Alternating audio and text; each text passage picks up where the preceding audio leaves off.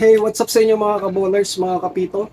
Isang mapagpalang araw uli sa inyong lahat at welcome muli sa panibagong episode ng Uncle B Basketball Tutorials. Sa video ito mga kabowlers, mga kapito, ay sasagutin natin yung mga common na katanungan dun sa ating Facebook page at dito sa ating YouTube channel yung mga nagko-comment dyan.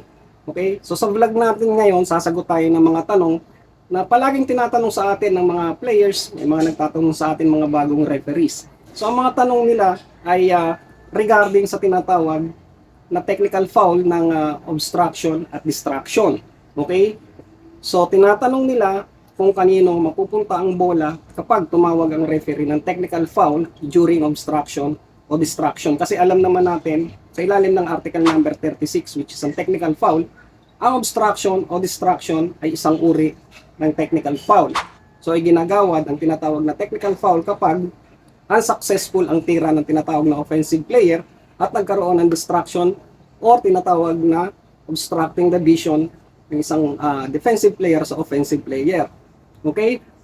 Pero kapag successful naman, counted yon pero hindi kagad nagte-technical ang referee. Yan ang sinasabi sa ilalim ng rules and regulations ng obstruction at distraction. Hindi sila nagte-technical although nagwa-warning. Okay? So may warning ka na, hindi mo na po pwedeng ulitin ang tinatawag na ganong sitwasyon. Okay mga kabowlers, ngayon pag-usapan natin kung kanino mapupunta ang bola after magawa ng tinatawag na technical foul direct na hindi na-shoot ang bola ng offensive player.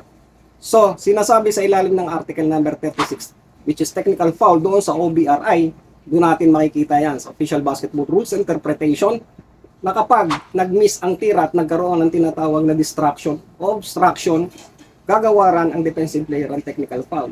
Plus, ang bola ay mapupunta sa offensive player. Maraming argument na sinasabi nila bakit mapupunta sa tinatawag na offensive player. Okay? Eh wala naman may control ng bola.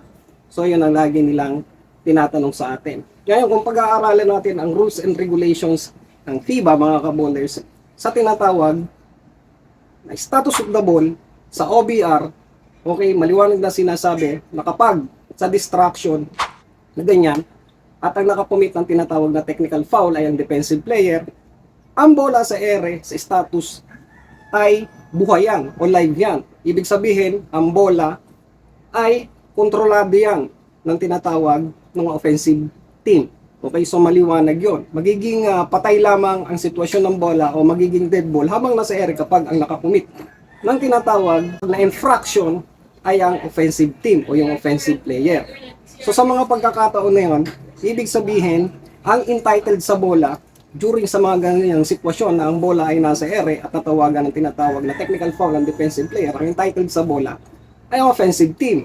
Okay? So maliwanag na sinasabi yan sa ilalim ng article number 10 which is status of the ball sa OBR, sa Official Basketball Rules. Okay mga kabowlers, mga kapito, so sana maliwanag na sa lahat yan, sa mga players, sa mga coaches, sa mga bagong referees na during obstruction, distraction at na-miss ang tira at tumawag ang referee ng tinatawag na technical foul dahil sa mga pangyayari na yan, ang technical foul ay mayroong penalty na 1 free throw with no lineup at mananatili ang bola sa offensive team dahil sila ang entitled dun sa bola. Okay? Dahil nga sinasabi sa ilalim ng article number 10, status of the ball. Okay mga kabowlers, mga kapito, sana maliwanag sa ating lahat yan, So wala na tayong pagtatalo dyan. Yan lang lagi natin tatandaan. Kaya hindi ibig sabihin na ang bola ay nasa ere, walang may control nito. Hindi yun ang sinasabi sa ilalim ng rules and regulations ng FIBA pagdating sa tinatawag na obstruction at distraction, ang technical foul sa OBRI. Maliwanag na nakasulat yun doon. At doon nyo mababasa yun. So puntahan nyo ron sa OBRI at maliliwanagan kayo. Yan ang sitwasyon ng tinatawag na technical foul, na obstruction, distraction, pagkaroon ng infraction ng technical foul, ang bola ay mapupunta sa offensive team pa rin dahil sila ang entitled doon sa bola. Okay mga kabowlers, mga kapito.